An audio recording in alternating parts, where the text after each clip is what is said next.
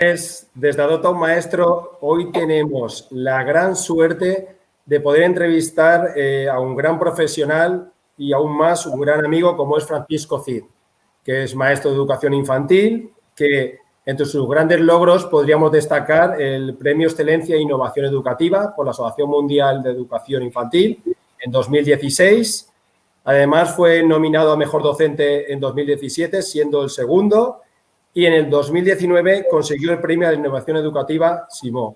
Además de que posteriormente hablaremos de sus 3 grandes libros. Buenas tardes, Francisco, y muchas gracias por aceptar esta invitación.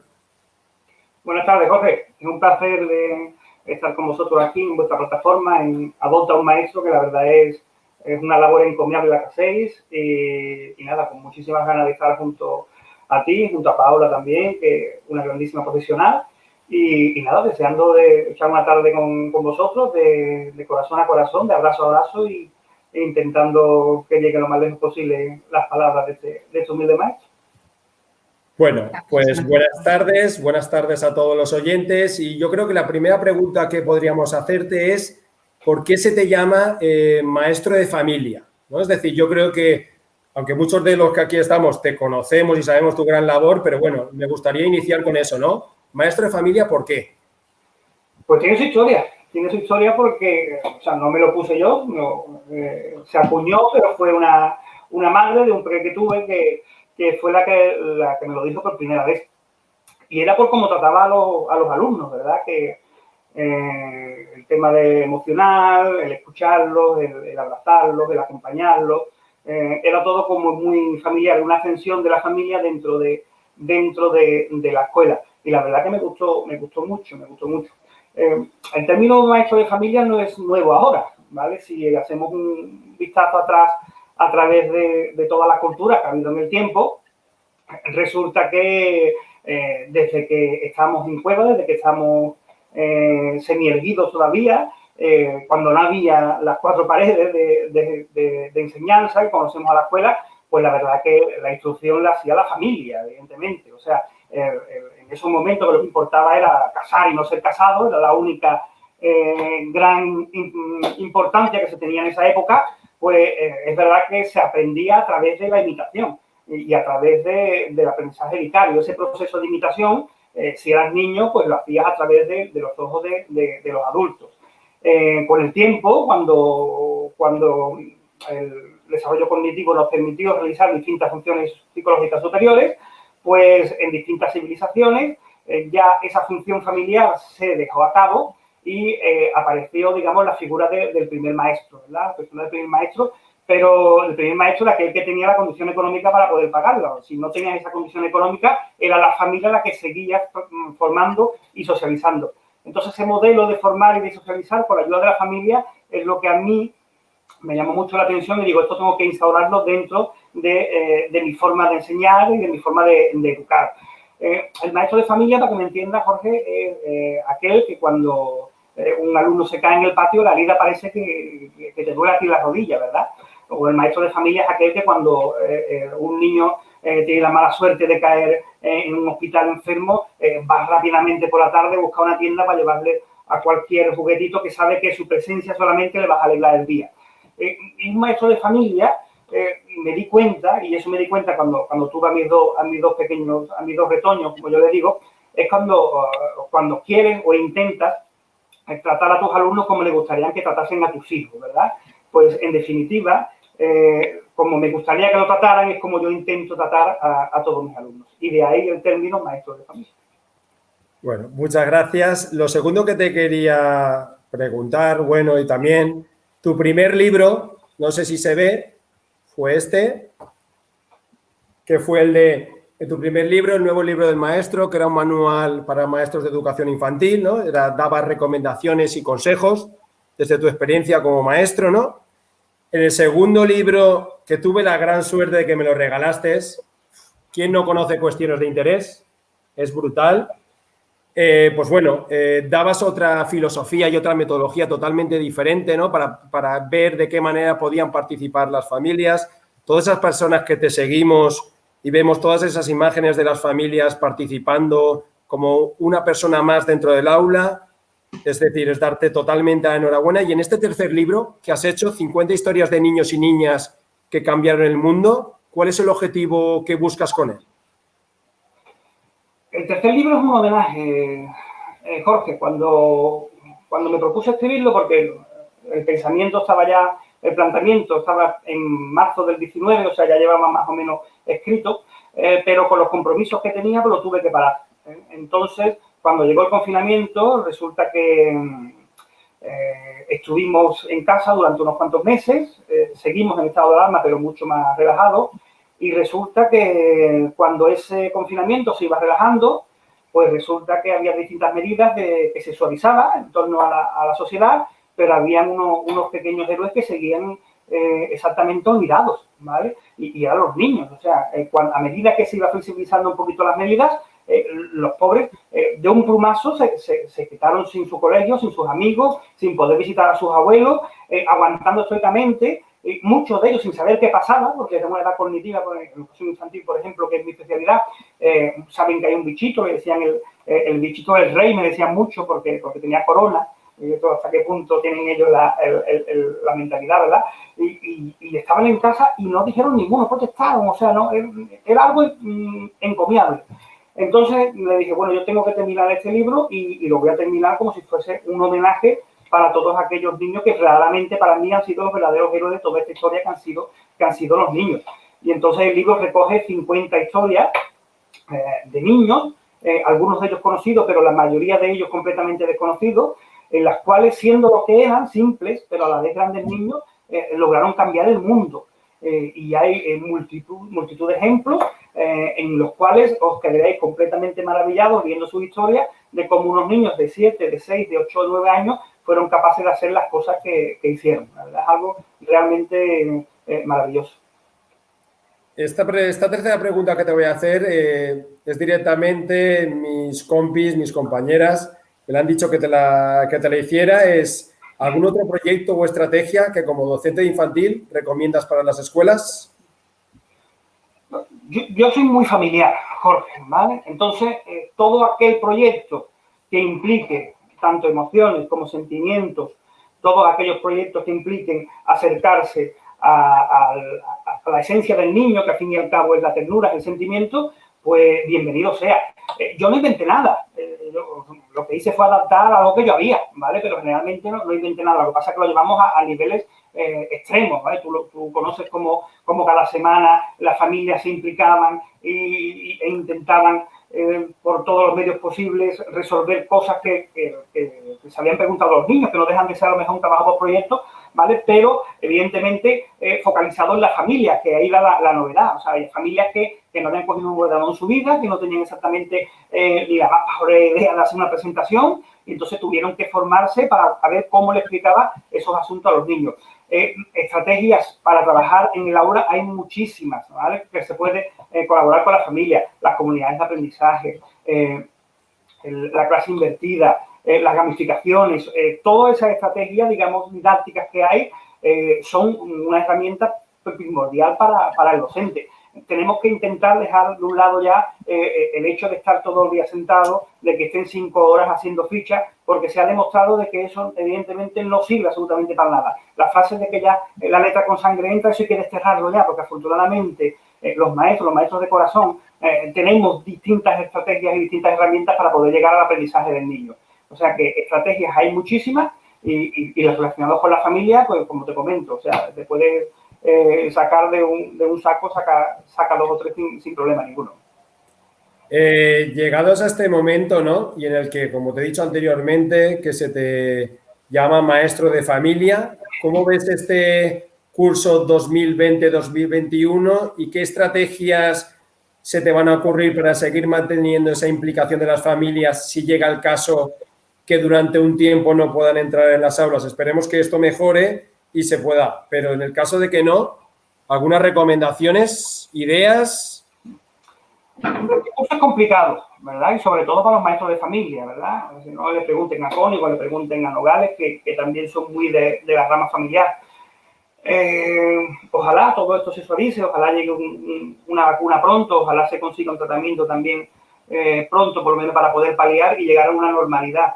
La nueva normalidad de momento no me está gustando, ¿vale? No me está gustando porque según las instrucciones que estamos recibiendo, no termino de ver la importancia que se tiene que dar a la escuela. Tenemos una oportunidad de oro, una oportunidad única para cambiar el sistema educativo, para mejorarlo. O sea, tenemos una oportunidad de bajar ratios, tenemos una oportunidad de dotar a nuestras aulas de tecnología, tenemos una oportunidad de reforzar la plantilla docente.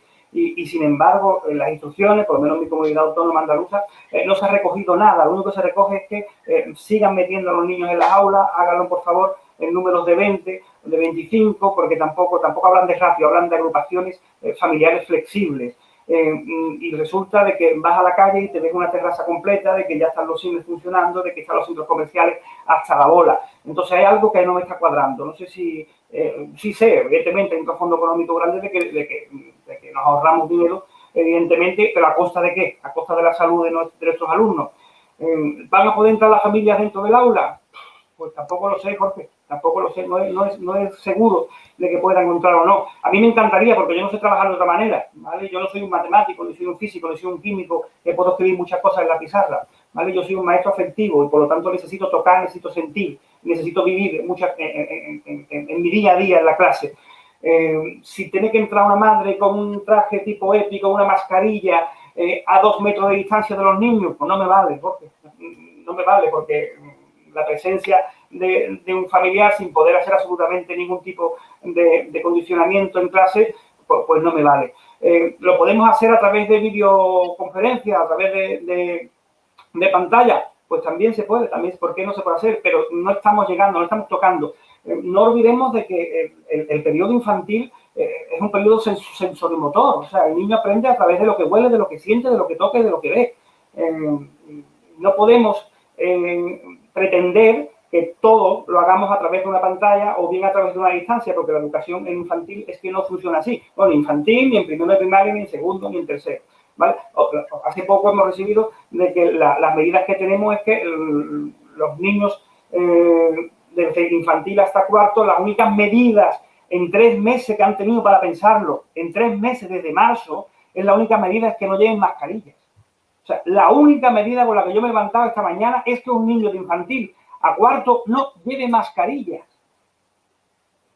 A veces me parece que es una broma pesada, a veces me parece que estoy todavía soñando, pero veo la cantidad de currantes enfermeros que hay que se están dando la vida por ello y después se me pasa y digo, no, pues entonces resulta que esto es cierto. Pero es que no llego a entenderlo. O sea, no han tenido más tiempo en 3 meses que poner alguna medida paliativa, ¿vale? Yo no soy consejero, ni quiero serlo, pero por favor, hagan caso a los que entienden de esto.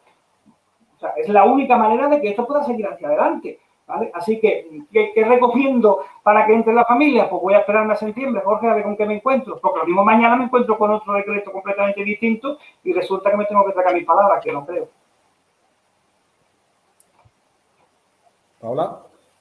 Buenas tardes, Francisco. Bueno, primero decirte que me he enamorado rotundamente de ti, que te declaro mi amor pedagógico y que solo sé hablar en este tono porque eres un ser humano ante todo humilde, maravilloso.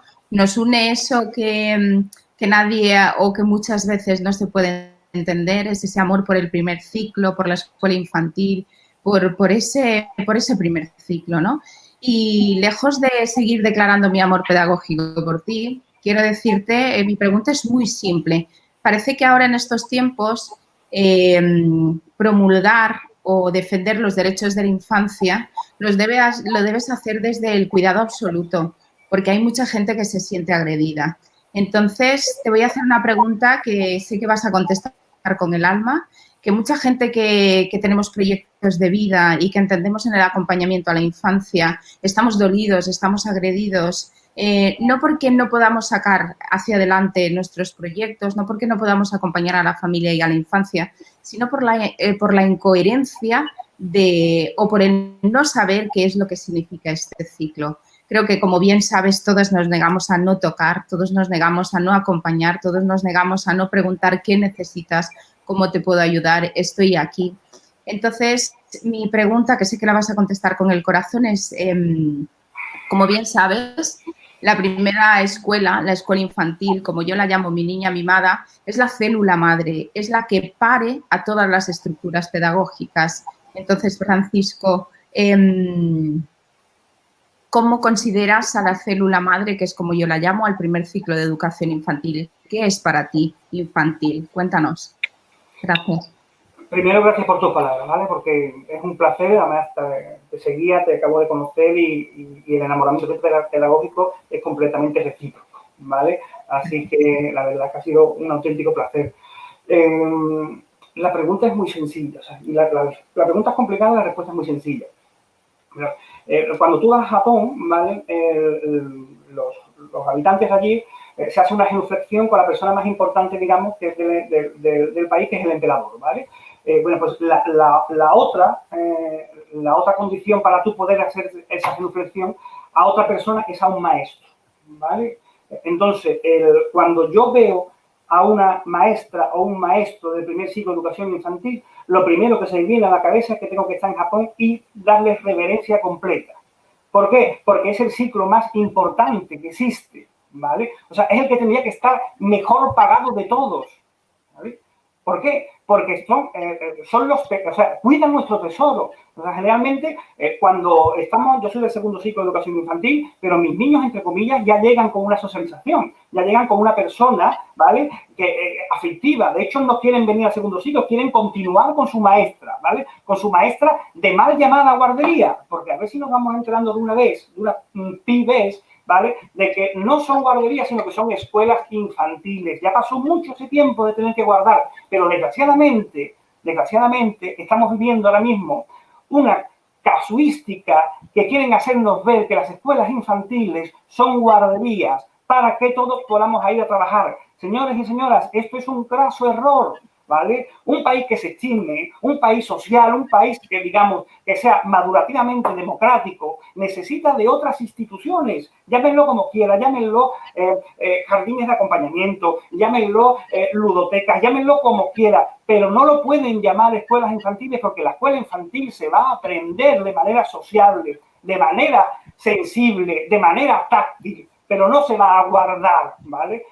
¿Por qué hemos tenido este problema ahora mismo? ¿Por qué esta premura de que los niños tengan de volver al colegio? Pues fundamentalmente por eso, porque hay un mercado laboral muy fuerte que está empujando, ¿vale? Pero no se puede dejar a los niños ahí a la mano de Dios. Entonces, la célula madre, como muy bien dice Paola, ¿vale? Es muy sencillo también. Tenemos un decreto de educación infantil que hace años, décadas que no se cambia. O sea, si nuestros gobernantes no se preocupan de la importancia de ese ciclo, ¿cómo pretendemos que se preocupe el resto de la sociedad? ¿Vale? Tendremos que hacer todo el examen de conciencia y decir de dónde parte, porque el mejor médico, el mejor abogado, el mejor arquitecto ha pasado por las manos de un educador infantil, señores y señoras, y eso no se valora. Y a ver si en este país se empieza a valorar de una puñetera vez, perdón por la expresión, pero es que es así. Francisco, me emocionas. Si estuvieras aquí cerca, te achucharía, te estrujaría. Como te digo, me emociona enormemente lo que dices. Y en nombre de todas aquellas educadoras infantiles, de la gente que está delante de proyectos que, como te digo, son proyectos de vida, te doy las gracias por defenderlo con esa fuerza, con ese coraje y con ese sentimiento. Mil gracias por reivindicar lo que significa la escuela infantil, el nivel social que tiene que tener tanto a nivel educativo y, por qué no decirlo, tenemos que reivindicar y reeducar a esta sociedad porque realmente hemos confundido lo que es, como comentaba en otro momento, la necesidad inminente de reconocer el valor de quienes hacemos el primer ser humano, de quienes heredamos esa carga genética social. Y eso solo sale de la escuela infantil, del primer ciclo y de la continuidad. Y ahí te agradezco enormemente haberlo defendido con el corazón y decirte que me he emocionado profundamente. Francisco, para mí es importante, dentro de esto, hacerte otra pregunta. Por ejemplo, ¿consideras que los derechos emocionales, porque estamos hablando siempre de protocolos clínicos, ¿no? Indiferentemente de eso, porque vamos a tener, si entráramos en ese tema, en la incoherencia de ese tema, pues nos faltarían horas, ¿no? ¿Consideras que en este confinamiento, en esta oportunidad de cambio social, que no lo acabamos de ver, ¿no? ¿Consideras que se han vulnerado los derechos emocionales de la infancia? ¿Consideras que realmente se está escuchando a la infancia? Me encantaría escuchar tu opinión sobre este tema. Yo no creo que se hayan vulnerado, yo creo que es que se han menospreciado. O sea, ya no solo vulnerado, ya es menospreciado. Y lo he dicho anteriormente y lo vuelvo a repetir ahora mismo. ¿vale? Durante todas las medidas que se están tomando, los niños son los últimos monos, entre comillas, ¿vale? En el cual se están haciendo caso y se les está escuchando. Una cosa muy sencilla. El estado de alarma termina el 21 de junio si todo va bien. No hay ni un parque todavía abierto, ¿vale? Ni un niño se puede acercar a jugar a un parque infantil. Sin embargo, tenemos terrazas atestadas de gente. Ahí, ¿qué pasa? El bicho no va, el bicho se queda en la terraza, se toma una cerveza con la persona que está ahí sentada y, sin embargo, en el parque infantil sí. No lo termino de entender, ¿vale? O sea, y como eso, miles y miles y miles y miles de ejemplos. O sea, se están ninguneando el derecho del niño. Y comprendo, entre comillas, que muchas veces actuemos de la manera de que, digamos, tenemos que salvaguardar la distancia, tenemos que controlar que esta pandemia no se nos vaya de las manos, ¿vale? Pero ¿qué culpa tiene el niño, por el amor de Dios? O sea, es que no termino de entenderlo. Y aparte, si están demoniados en la figura del niño, ¿vale? Con respecto a todas las medidas que se ha tomado desde el minuto 1, ¿vale? ¿Cómo permiten que desde el minuto 1, el 1 de septiembre, entren todos los niños en clase con la misma normalidad? O sea, ¿alguien me lo puede explicar? O sea, ¿es que va a terminar el estado de alarma y automáticamente hay un laboratorio que va a sacar la vacuna? ¿Va a terminar el estado de alarma y esto se va a acabar? Porque esto no se va a acabar. O sea, desgraciadamente esto no se va a acabar. Y hay una cosa que es un temor que tengo muy grande, ¿vale? Es que cuando lleguemos a septiembre, lleguemos a octubre, ¿vale? Cuando estén todas las puertas abiertas, cuando estén todos los niños en el aula y cuando llegue la gripe estacional, porque la gripe estacional también tiene que llegar, no nos olvidemos, y empiecen a venir picos de fiebre, la gente va a entrar en una psicosis horrorosa y no va a saber si el niño tiene fiebre por la gripe estacional o el niño tiene fiebre directamente por el COVID.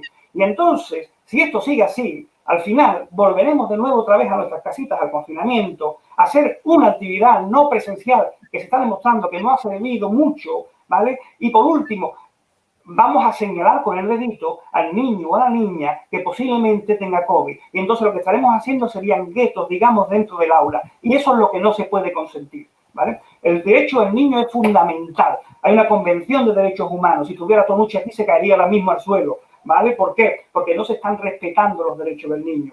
¿Y quién tiene que empezar a respetar los derechos del niño? Pues desde el primero hasta el último de nuestros gobernantes, que no lo han hecho absolutamente ninguno, ¿vale? Así que desde aquí, desde esta pequeña ventanita que me ha dado un maestro, invito a que todo el mundo reflexione y vea la importancia de esos pequeños niños, porque no se crean que porque sean pequeños no tienen un pensamiento propio y a la vista está en el libro que he escrito de que os quedaréis maravillados, ¿vale? De las altitudes, de los conocimientos que puede tener un niño con tan poca edad.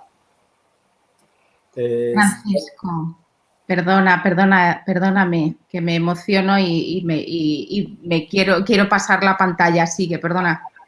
No, antes de seguir, os animo a todos los que estáis escuchándonos y viéndonos que empecéis a poner preguntas para que así posteriormente se las podamos hacer a Francisco. Y yo te voy a hacer una pregunta que seguro que si pudiese ahora mismo hablar, que la realizaría, que es un amigo que tenemos en común, Juan, el presidente de AMEI, que sería la de ¿qué crees que se debería de tener en cuenta en el nuevo currículum de infantil?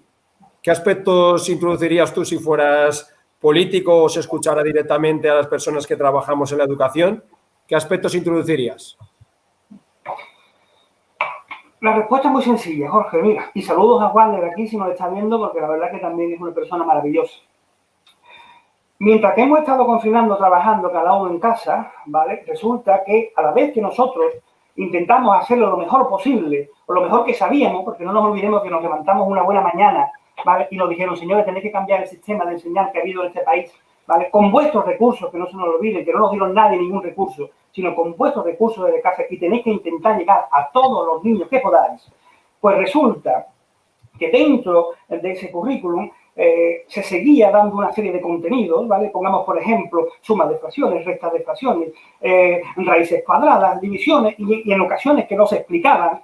Y resulta que no teníamos en cuenta que donde se impartía o donde se iba a recibir esa formación, en ese hogar, pues podía haber un padre, podía haber una madre que había perdido su trabajo, ¿vale? Tanto uno como otro, como los dos, que de hecho ocurrieron. E incluso podía haber un familiar también que había fallecido. ¿Vosotros creéis, tanto Jorge como Paula, que esas familias que estaban pasando un drama horroroso. Tenían ganas, evidentemente, de ponerse en la piel de un maestro, porque no son maestros, no lo recordamos, sino que se pusieron en la piel de los maestros para darle esos contenidos a esos niños. ¿Vale? Se ha demostrado que hay contenidos del currículum que son completamente inútiles, ¿vale? ¿Sabéis qué es lo que ha salvado el confinamiento? ¿Sabéis qué asignatura ha salvado el confinamiento? Pues la de psicomotricidad y la educación musical, las que se quieren cargar desde el sistema educativo, ¿vale? Esas dos asignaturas han permitido que los padres y las madres pudiesen volver a sonreír, ¿vale? Porque veía a su niño cantar, veía a su niño bailar, porque no podían moverse, porque el que tenía una azotea, el que tenía una terraza,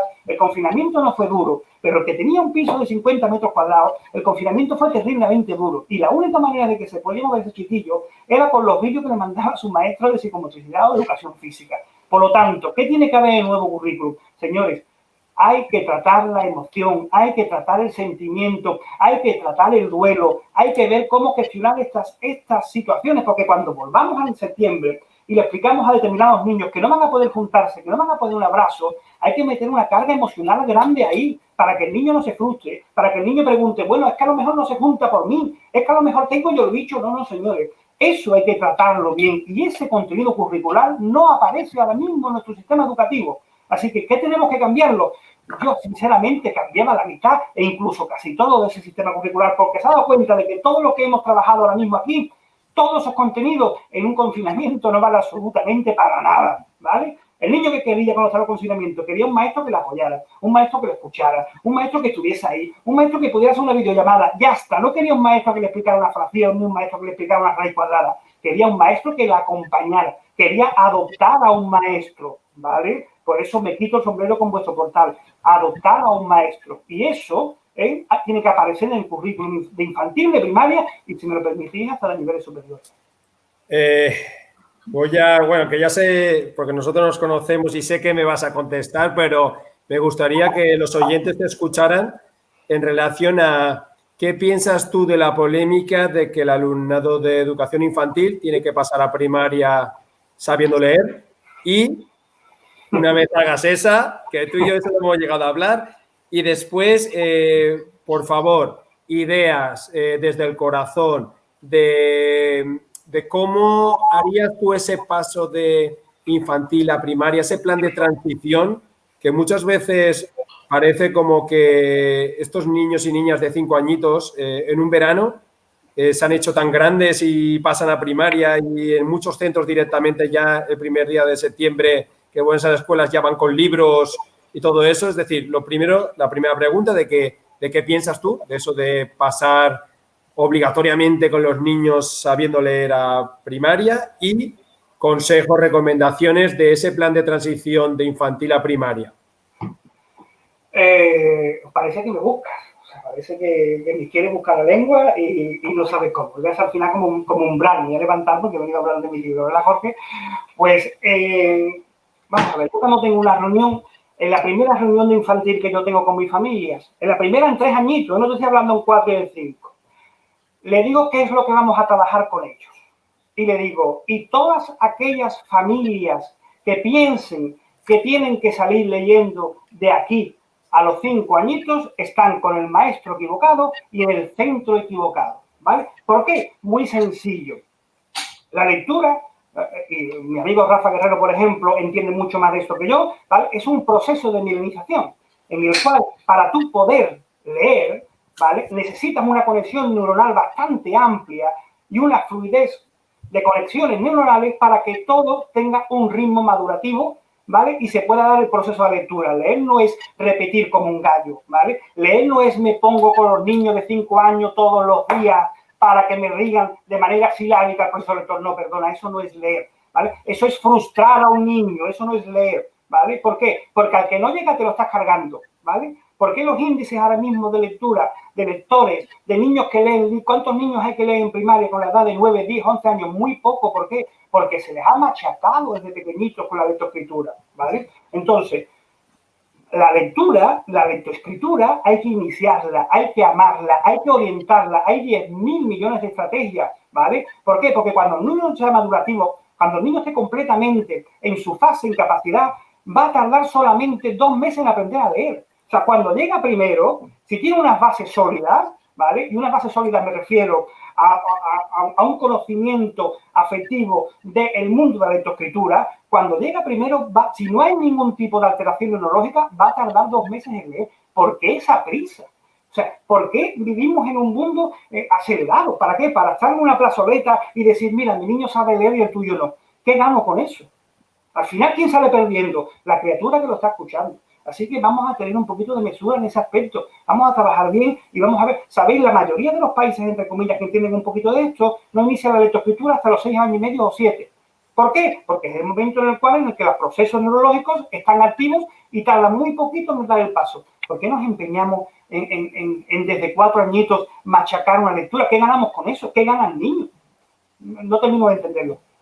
Y con respecto a la segunda pregunta, recuérdamela. La segunda pregunta es porque al hilo ya de algún documentario, por ejemplo, que nos dice Carolina en relación a la etapa de primaria, es decir, recomendaciones en cuanto a estrategias para ese paso, ese plan de transición. Es decir, hay centros escolares que ya durante años estamos haciendo ya esos planes de transiciones de infantil a primaria. Durante muchos años solo se hablaba de plan de transición de primaria a secundaria, ¿no? Ese paso, pero estaba muy olvidado ese paso de plan de transición de primaria, o sea, de infantil a primaria. Y entonces me gustaría escucharte qué recomendaciones, porque yo siempre digo lo mismo, es decir, tanto se tiene que adaptar infantil a primaria como primaria a infantil, porque aquí parece siempre que se tiene que adaptar el pequeño al grande, ¿no? Entonces yo creo que aquí, entonces sí que me gustaría un poco poder disfrutar y escucharte, ¿no? De recomendaciones y consejos. ¿Por qué? Porque ahora estamos en la finalización de un curso y para este nuevo curso que va a empezar, pues bueno, para que podamos aprender y recibir nuevas ideas. La mejor manera de hacer una buena transición de infantil a primaria es cogiendo lo mejor que tiene infantil y llevarlo a primaria y cogerlo lo mejor que tiene primaria y llevarlo a infantil, ¿vale? Es la mejor manera. ¿Por qué llega a, como tú bien has dicho, termina el niño en 5 años, que en ocasiones tienen hasta el babi puesto todavía, y 3 meses después ya vienen vestido con las rayas al lado, peinado, requepaqueado, con su mochila de ruedines, y parece que llega a un instituto? Vamos a ver si ha pasado 3 meses solamente, ¿vale? Es verdad que no tiene por qué adaptarse el pequeño, o sea, el grande al pequeño, pero sí es verdad que tenemos que ver de dónde se parte. Y si partimos de algo menor a algo mayor, siempre tenemos que basarnos de dónde se parte a dónde se quiere llegar, ¿vale? Pero las asambleas, por ejemplo, ¿por qué desaparecen las asambleas en primero? Si eso fundamentalmente es la mejor manera que hay de expresión en un niño, ¿vale? Eso permite verbalizar, permite el pensamiento interior, permite derruir esos muros de intimidad que tienen muchos niños que no quieren hablar. Y eso se consigue a través de una asamblea. Se llega primero y ya lo que hacen es separarlo en parejas, con grupos de uno, haciéndole preguntas. Vamos a ver, vamos a coger lo mejor que tiene infantil, vamos a coger lo mejor que tiene primaria y vamos a ir adaptándolo poco a poco. Yo cuando llego el tercer ciclo de infantil, me los llevo arriba, me los doy la vueltecita por las clases de primaria, le digo al tutor, por favor, que se cambie, que me dejen los mayores, que se vayan a mi clase y que me dejen subirme a mí arriba con los de primaria. Los mayores encantados porque empiezan a jugar con las cositas de los niños y los pequeñitos también encantados porque ven cómo se está en una clase, digamos, de arriba. Su estuchito, el primer estuche que tienen en 5 años para darle puntita a sus colores. Todo eso, que parece una nimiedad, que parece algo muy sencillo, estás empezando ya una transición, digamos, a primaria. Lo que sí tenemos que verdaderamente darle la importancia a la educación infantil que tiene. ¿Por qué? Para que esa transición en primaria no sea tan, digamos, chocante. Si se le da una importancia a la educación infantil, no parecerá que van a otro ciclo completamente distinto, completamente nuevo, sino se parecerá que irán a un ciclo de manera equivalente, ¿vale? Entonces, la mejor manera, como he dicho anteriormente, coge lo mejor de infantil, coge lo mejor de primaria y aplícalo cada uno en su ciclo inverso. Antes de dejar paso a Paola y escuchando pues algunos comentarios, como el de mi amigo José, que dice que estamos, gracias, ¿no? Porque estamos, cuánto tenemos que desaprender cuando te escuchamos para volver a aprender. Y partiendo de una reflexión que ha hecho Elena, también un oyente que es, y además amiga, que dice que debemos de respetar ese ritmo madurativo. Yo siempre tengo una reflexión que algo me choca de que algo estamos haciendo muy mal, ¿no? Que es, llegan ese alumnado en la etapa de 0-3, de 3 a 6, por ejemplo, en la escuela en la que yo trabajo, ¿no? Y los alumnos son súper creativos. Llegan a la etapa de primaria y cada vez son menos creativos y cuando llegamos a la secundaria ya mejor no hablar, ¿no? Entonces, Quiere decir que de una manera consciente o inconsciente estamos rompiendo todas esas capacidades que tiene nuestro alumnado, ¿no? Es decir, todo lo que tiene para poder florecer, ¿no? Entonces, pues bueno, me gustaría, pues, sí, ¿qué piensas en relación a esto? No sé, seguir escuchándote. Partiendo de que entiendo que todo maestro quiere mejor para sus alumnos, partiendo de esa base, ¿vale? Es verdad que en la educación infantil, tanto en la escuela infantil como el segundo ciclo, tiene una libertad creativa que no la tiene la educación primaria. ¿Por qué? Porque evidentemente hay un currículo mucho más estricto, que le están apretando mucho la tuerca de la arriba, y el docente, aunque no quiera, tiene que basarse en dos grandes bloques, que son lenguaje y matemáticas, para terminar el primer curso, digamos, de primero. Entonces, de esa manera, tú lo que estás haciendo es dirigiendo el aprendizaje, no le estás permitiendo que ese aprendizaje fluya por él mismo. Por ejemplo, cuando hacemos un dibujo de educación infantil, lo que hay que dejar al niño es que se exprese libremente. Si tú le dices que hace un elefante y te dibuja una mancha roja con cuernos, déjalo, porque es su manera, su visión de ver ese elefante, ¿vale? Pero si cogemos un dibujo en plástica y el elefante y te van diciendo al final tienes que poner los cuernos, tienes que poner una trompa muy larga, tienes que poner el cuerpo de tal manera, lo que estás haciendo al final es estereotipando el dibujo, ¿vale? Por de tal manera, si tuviésemos más libertad en cursos superiores, tendríamos evidentemente mucha más creatividad los alumnos a la hora de expresarse, pero que no es culpa del docente, ojo, yo siempre lo digo, es culpa del maldito currículum que lo tienen ahí enquilosado y tienen que seguir unas pautas, y si no lo hacen, pues al final les rinden cuentas a la red, ¿vale? Pero ese es mi pensamiento que yo tengo. Pues mil gracias, Francisco. La verdad es que emociona, como te he dicho antes, ver cómo lo vives. Realmente entiendo por qué eres un maestro de familia, sabio y con una humildad tremenda. Francisco ha dicho cosas muy importantes, ¿no? Que tienen que ver con el respeto a ese desarrollo natural, a esa necesidad de individualidad y a toda esa incoherencia que engloba el acompañamiento a la infancia.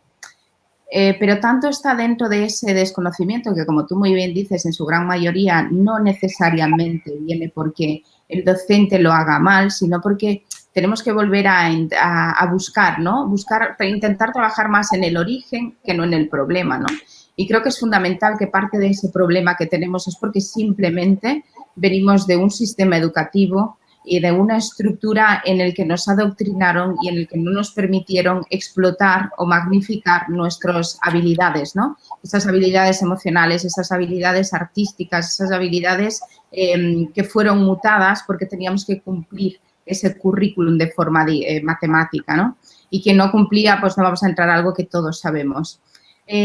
Gracias por confirmarlo, gracias por hacer esa declaración tan fuerte, por reubicar y por hacernos ver que no se trata de la metodología, que no se trata de cómo lo hacemos, que es momento de cambio y que realmente como movimiento, como educación, ese poder que tenemos de cambiar las cosas, el sistema, la sociedad, la infancia, el nuevo ser humano, depende de esa actitud y de ese sentimiento y de esa conciencia a la hora de acompañar a ese nuevo ser humano en ente social. La diferencia entre ese niño o esa niña está en los canales de comunicación, que es algo en lo que yo siempre busco coherencia, ¿no? Es que los niños no comunican, las niñas no saben hablar, no. Ese adulto egoísta, ese adulto adultcentrista que entiende que tiene el poder sobre la infancia, ¿no? Me ha maravillado lo que has dicho y voy a hacer lo mismo que Jorge, te voy a tirar, que yo sé que tú lo vives.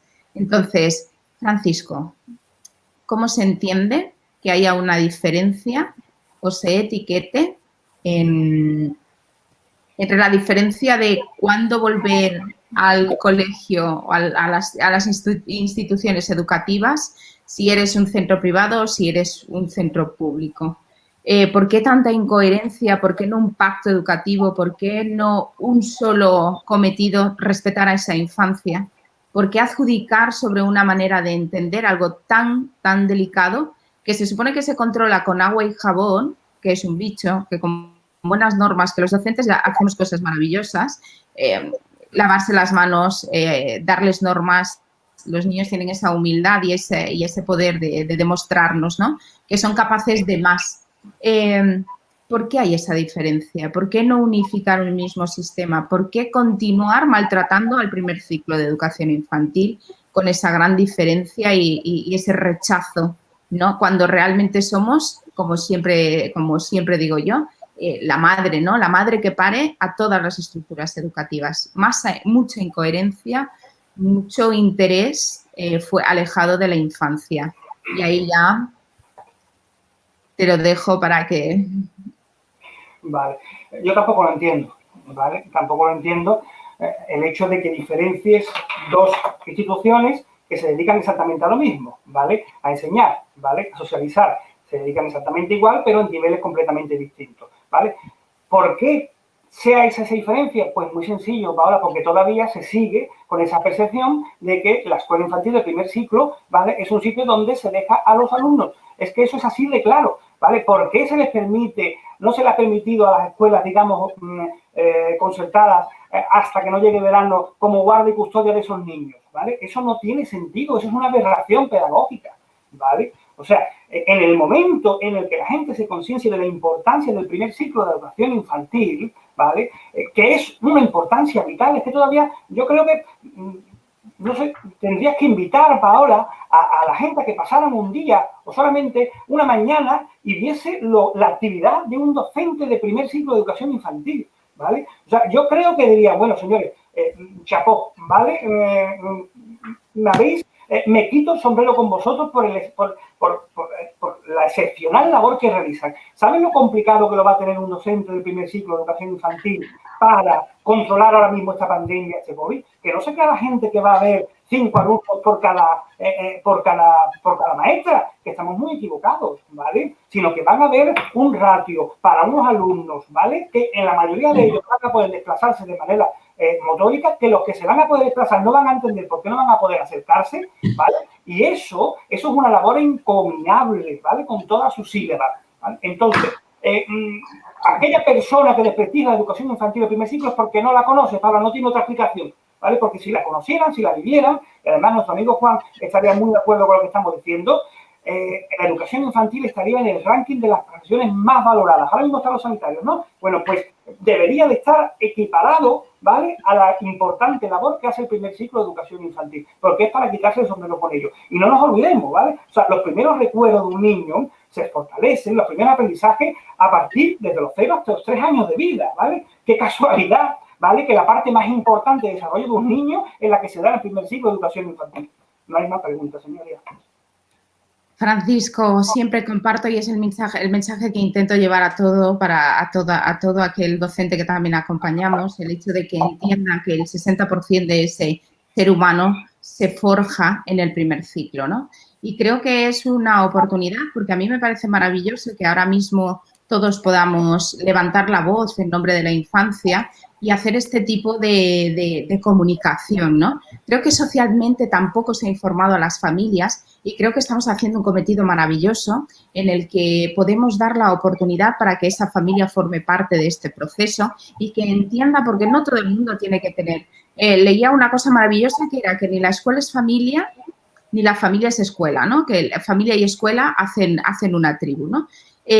Pero a veces hemos delegado tanta competencia en la escuela sin incorporar a esta familia. Entonces, es normal a veces que ese concepto social no esté ligado a esa información que deberíamos tener. Yo estoy tremendamente agradeciendo estos momentos porque estamos haciendo llegar una información que a veces no está, ¿no? Sí que es verdad que no tiene nada que ver con lo que hemos hablado ahora mismo, pero es otro capote a la educación infantil, que sí que es verdad que hemos hecho un cambio tecnológico, que hemos adelantado miles de cosas y que nos hemos reinventado como sociedad, porque la sociedad es ese ser humano que cambia, ¿no?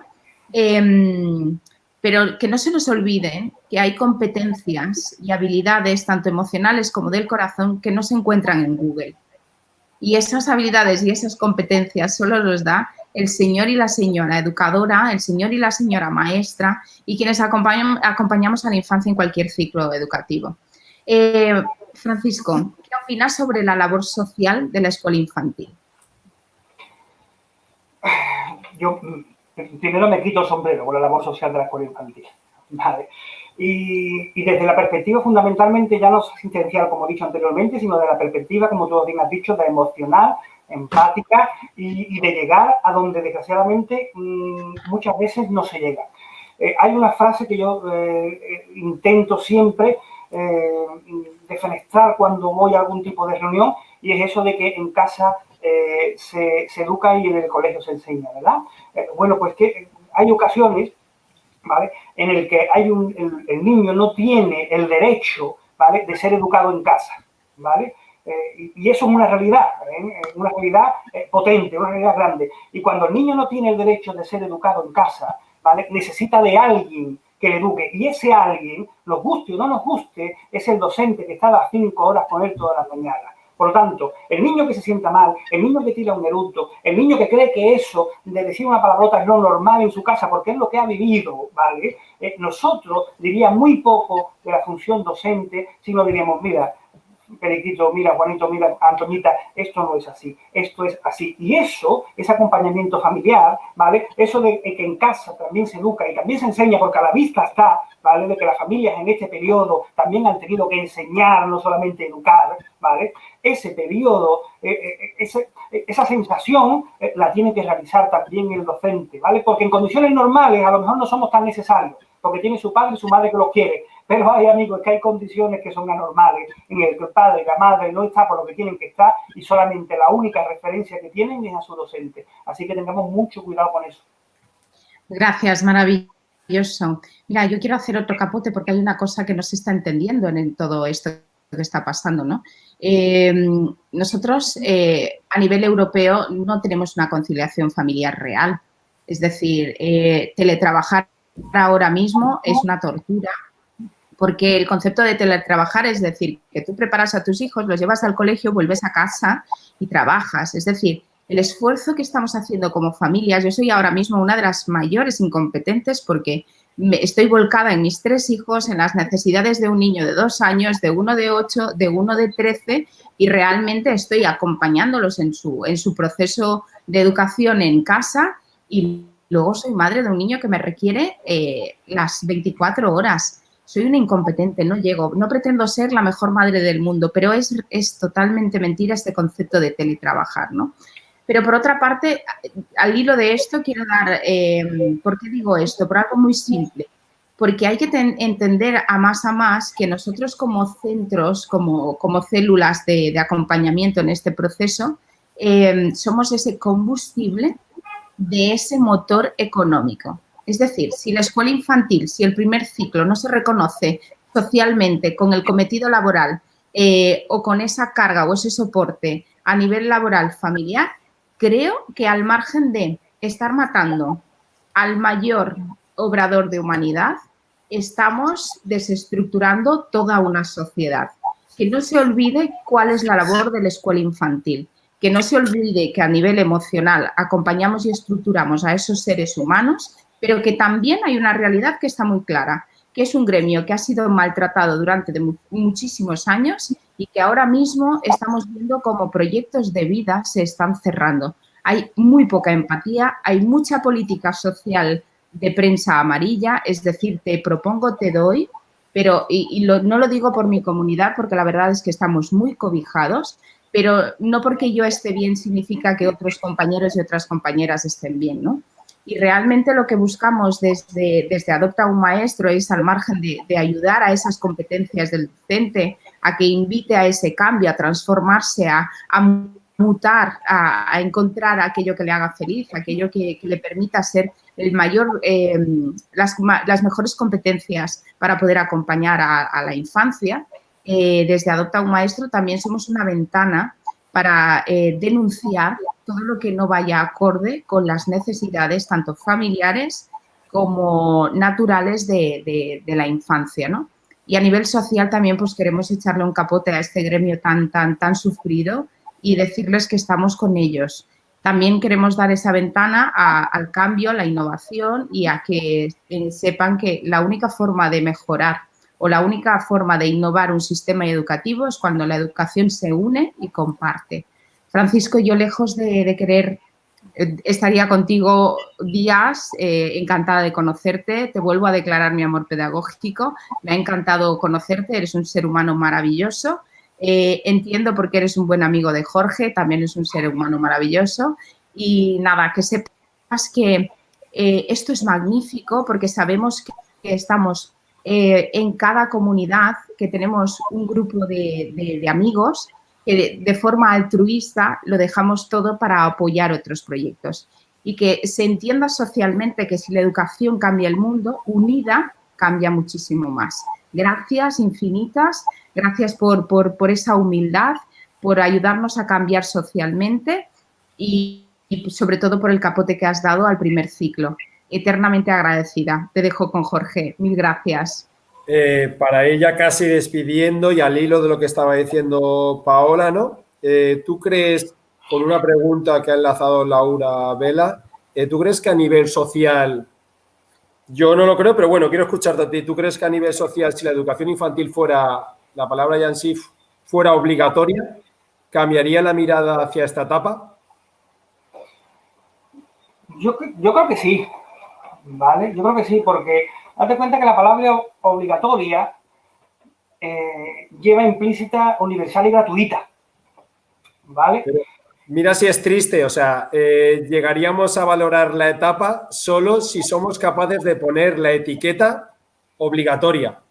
Es una situación que sí, que a lo mejor a nivel social el poner obligatoria ya le daría ese rango, pero es triste el ver que hay que ponerle esa etiqueta para que seamos conscientes de la importancia que tiene, es decir.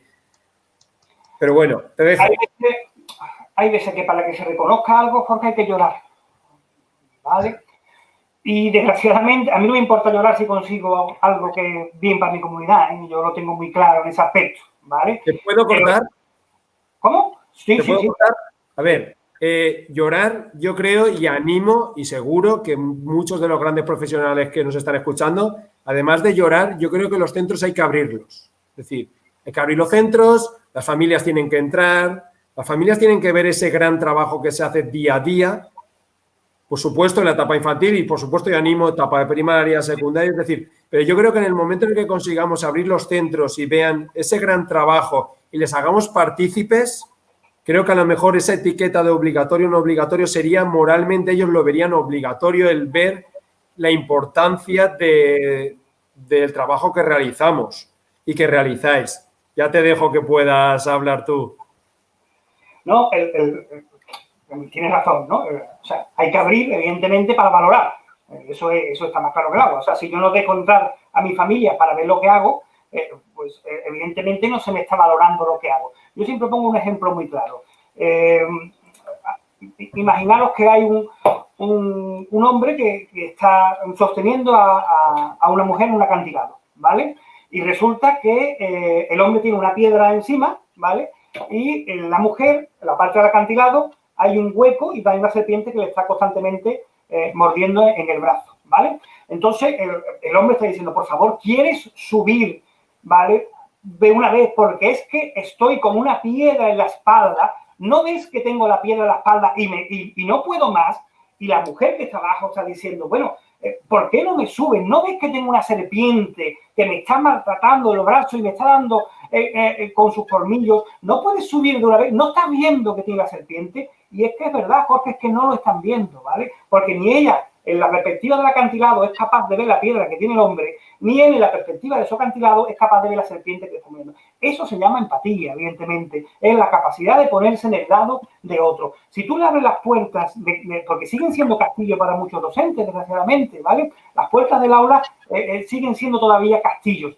Si somos capaces de abrir esas puertas y somos capaces de que las familias vean lo que estamos haciendo, si son capaces de ver lo que se sufre con un solo niño en casa, imagínense lo que se sufre con 25 alumnos en un espacio cerrado. Si son capaces de valorar eso, yo te garantizo que la malograda frase de que hay que ver cuántas vacaciones tiene un maestro, hay que ver la cantidad de dinero que cobra un maestro, yo te garantizo que eso desaparece de un plumazo, ¿vale? Pero para que eso pueda desaparecer, primero hay que hacerlo visible y tenemos que nosotros los docentes darnos cuenta de que es la única manera de que se nos valore nuestra profesión y nuestro oficio.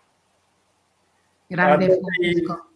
acabando, me gustaría que, pues eso, que te despidieras pues con unas palabras en las que te pudiéramos escuchar, pues no sé, aquello de la manera que quieras acabar esta entrevista en la que hemos disfrutado ya no solo Paola y yo y Elisa, que está detrás ahí con todo el trabajo oculto que lleva, sino todos los que te hemos ido escuchando, viendo y que, por supuesto, a posteriori seguro que mucha gente que no ha podido estar lo escuchará. Pero me gustaría que, para ir finalizando, fuera, pues, desde el punto de vista, una idea que nos anime, ¿no?, para este final de curso que aún nos queda y ese principio de curso 2020-2021. Es decir, nos gustaría quedarnos con ese buen sabor de boca y con tus palabras. Pues nada, primero agradecer que me hayáis invitado aquí a vuestra casa, que ha sido un placer, que he visto el tiempo y llevamos 55 minutos y no me lo imaginaba que el tiempo cuando se pasa, uno también pasa tan rápido, ¿verdad?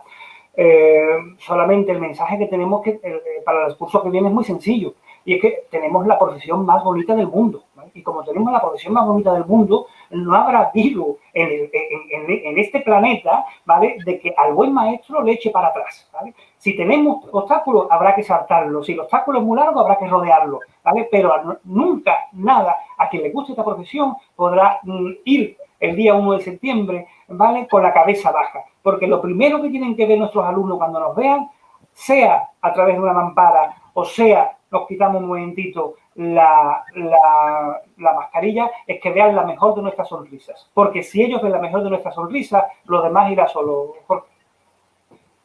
Pues Francisco, darte las gracias infinitas. Para nosotros, Adopta un Maestro es esa red que busca que todos los maestros se unan, que compartamos experiencia, que de forma altruista cambiemos realidades y que podamos motivar a que sea posible.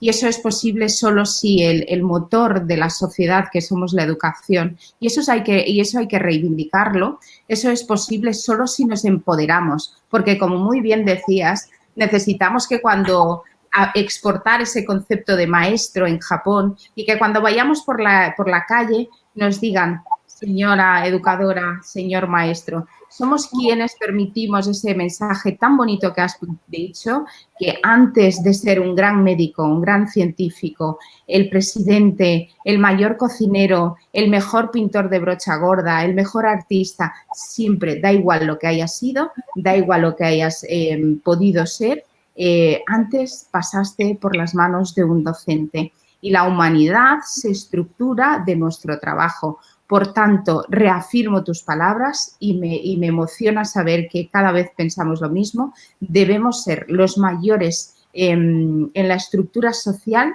la mejor condición laboral, porque sin nosotros no nacerá nadie más, ni social ni emocionalmente. Mil gracias por estar aquí, por esa bellísima persona que te has puesto a nivel para que otros docentes te conozcan, y gracias por invitarnos a soñar y por hacernos ver que es posible y que los sueños se consiguen y que apostando por esos ideales podemos cambiar totalmente el mundo. Lo estamos haciendo, ya no es un ideal. La educación se ha plantado, la educación ha dicho hasta aquí, nunca más desvalorización, y nosotros ahora tenemos un cometido muy grande. Esta sociedad la estamos cambiando, esta sociedad depende de nosotros y nuestro objetivo y nuestro cometido es reeducar a la educación.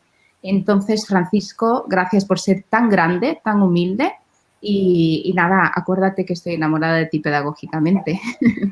Muchas gracias, Paola. Ha sido un placer. Gracias a Jorge también. Ha sido tu placer. Hace tiempo que no nos veíamos y la verdad que me ha encantado. Y solamente para terminar, al hilo de lo que has dicho, es que la única manera de que se consiga los sueños es recordándolo una vez que estemos despiertos, ¿vale? Así que a recordar sueños, importante. Gracias, Francisco. Un abrazo. Gracias, Jorge. Un abrazo, amigo, y un abrazo, Paola. Y recordar que desde Adopta un Maestro os invitamos a participar. Sabéis que te hemos creado una nueva web y invitamos a que podáis subir todos aquellos recursos, a podáis colaborar y participar con nosotros, porque creemos que entre todos y todas podemos hacer una nueva filosofía por la educación. Un abrazo, amigo. Venga, hasta luego. Gracias. Gracias. Gracias.